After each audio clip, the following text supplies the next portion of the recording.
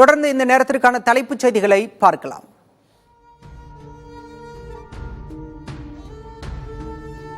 மன்மோகன் சிங்கின் உடலுக்கு பிரதமர் நரேந்திர மோடி நேரில் அஞ்சலி. மத்திய அமைச்சர்கள் அமித்ஷா, ஜே.பி. நட்டா ஆகியோரும் அஞ்சலி செலுத்தினர்.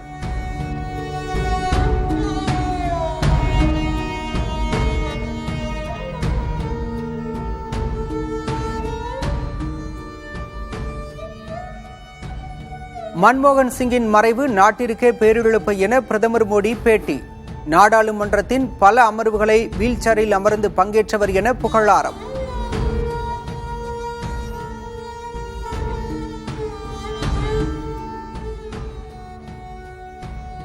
மன்மோகன் சிங்கின் உடலுக்கு சோனியா, ராகுல், பிரியங்கா காந்தி அஞ்சலி. உடலுக்கு மலர் வளையம் வைத்து அஞ்சலி செலுத்தினர்.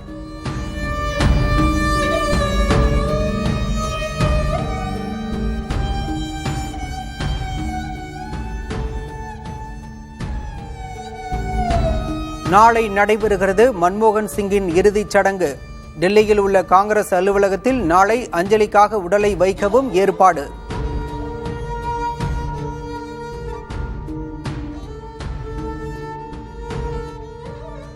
முன்னாள் பிரதமர் மன்மோகன் சிங்கின் மறைவுக்கு நடிகர் ரஜினிகாந்த் இரங்கல்.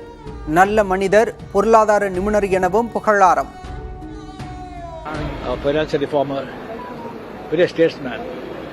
அவருடைய மறைவுக்கு என்னுடைய ஆழ்ந்த அனுதாபங்கள்.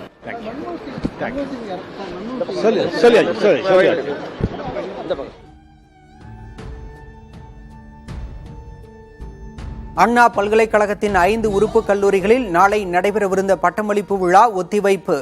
முன்னாள் பிரதமர் மன்மோகன் சிங்கின் மறைவை அடுத்து நடவடிக்கை.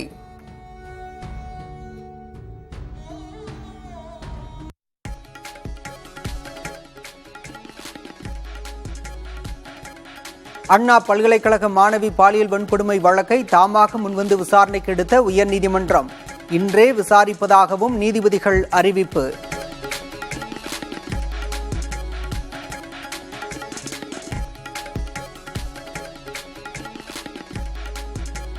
கோவையில் தன்னைத்தானே 8 முறை சாட்டையால் அடித்துக் கொண்டு அண்ணாமலை போராட்டம்.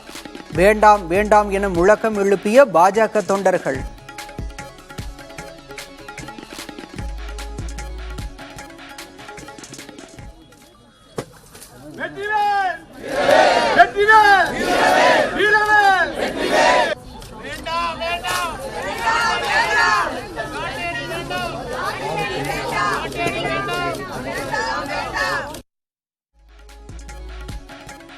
உடலை வருத்தி செய்யும் செயலுக்கு பலன் கிடைக்கும்.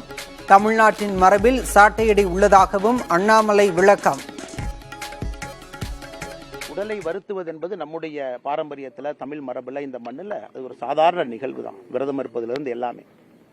முருகபெருமானுக்கு 6 சாட்டையடி என்பது அது எனக்கு நானே கொடுத்து கொண்டிருக்கக்கூடிய சாட்டையடி என்று சொல்வதை விட சமுதாயத்தில் ஏற்படக்கூடிய அவலங்கள் எல்லோருக்கும் சேர்த்து தான் அந்த சாட்டையடி எனக்கு அடிச்சுக்கிட்டேன்.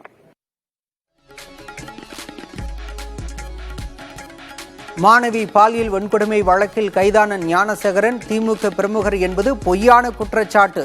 திமுக அரசு பெண்களுக்கு பாதுகாப்பான அரசாக இருப்பதாகவும் திமுக அமைப்பு செயலாளர் RS பாரதி விளக்கம்.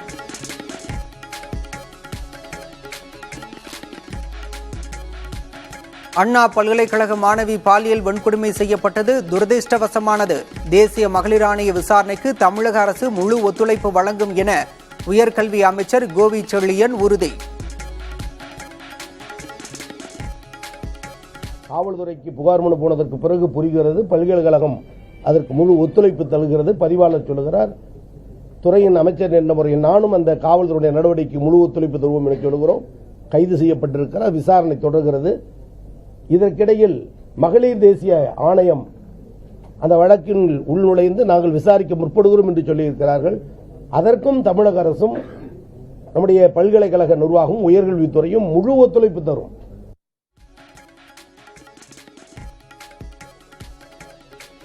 அண்ணா பல்கலைக்கழகத்தில் உள்ள சிசிடிவி கேமராக்கள் 80 விழுக்காடு சரியாக உள்ளன. உயர்கல்வித்துறை அமைச்சர் கோவி செழியன் விளக்கம். ஆக நீங்கள் கேட்டது அந்த தவறு நடந்த இடத்துக்குரிய சிசிடிவி கேமரா இல்லைதான்.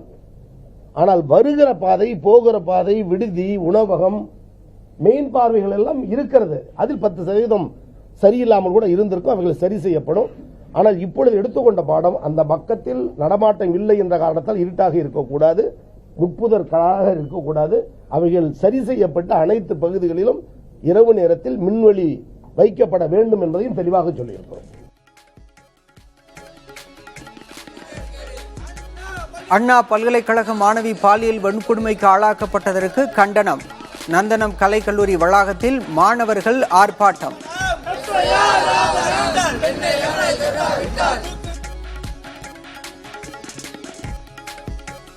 வரும் சட்டப்பேரவை தேர்தலில் திமுக கூட்டணியில் 6 தொகுதிகளை கேட்போம். இந்திய யூனியன் முஸ்லீம் லீக் தலைவர் காதர் மொய்தீன் பேட்டி.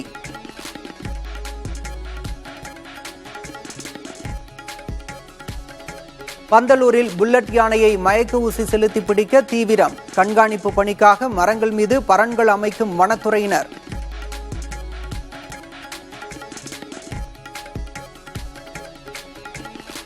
பூண்டி ஏரியிலிருந்து 1000 கனஅடி நீர் கொசஸ்தலை ஆற்றில் வெளியேற்றம். கரையோர மக்கள் பாதுகாப்பாக இருக்க அறிவுறுத்தல்.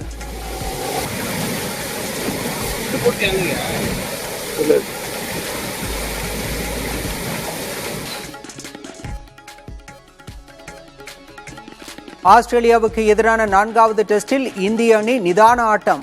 2வது நாள் ஆட்ட நேர முடிவில் 5 விக்கெட் இழப்பிற்கு 164 ரன்கள் எடுத்த இந்தியா.